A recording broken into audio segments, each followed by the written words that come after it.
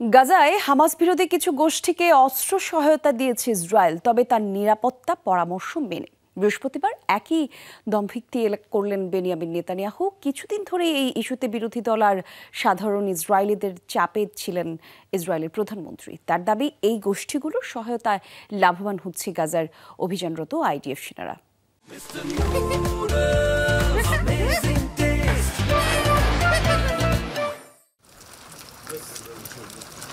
গুঞ্জন চলছিল গাজার দক্ষিণে একটি গোষ্ঠীকে অস্ত্র সরবরাহের অনুমোদন দিয়েছেন নেতানিয়াহু, আর এ নিয়ে বিরোধী দলীয় নেতা আভিগদর লাইবারম্যান সহ নিজ জনগণের কঠোর সমালোচনার মুখে পড়েন ইসরায়েলি প্রধানমন্ত্রী। এবার সেই আগুনে ঘি ঢাললেন তিনি নিজেই। প্রথমবার প্রকাশ্যে বললেন, হামাস বিরোধী কিছু গোষ্ঠীর হাতে দেয়া হচ্ছে অস্ত্র, যাতে সহায়তা করছে গাজার কিছু প্রভাবশালী পরিবার। নিরাপত্তা কর্মকর্তাদের পরামর্শে গাজায় হামাস বিরোধী কিছু গোত্রকে সক্রিয় করেছি আমরা। এতে ভুলটা কোথায়? এতে শুধু ভালোই হচ্ছে, আইডিএফ সেনাদের জীবন বাঁচছে, আর হামাসও এই তথ্য প্রকাশের ফলে লাভবান হচ্ছে।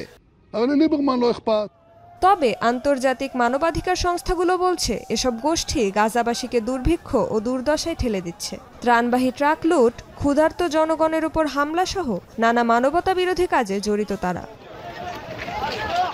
সংবাদ সংস্থা এপিকে এক ইসরায়েলি সেনা জানান, নেতানিয়াহু যেসব গোষ্ঠীর কথা বলছেন তাদের মধ্যে অন্যতম হল রাফার গোত্রনেতা ইয়াসের আবু শাবাবের পপুলার ফোর্সেস।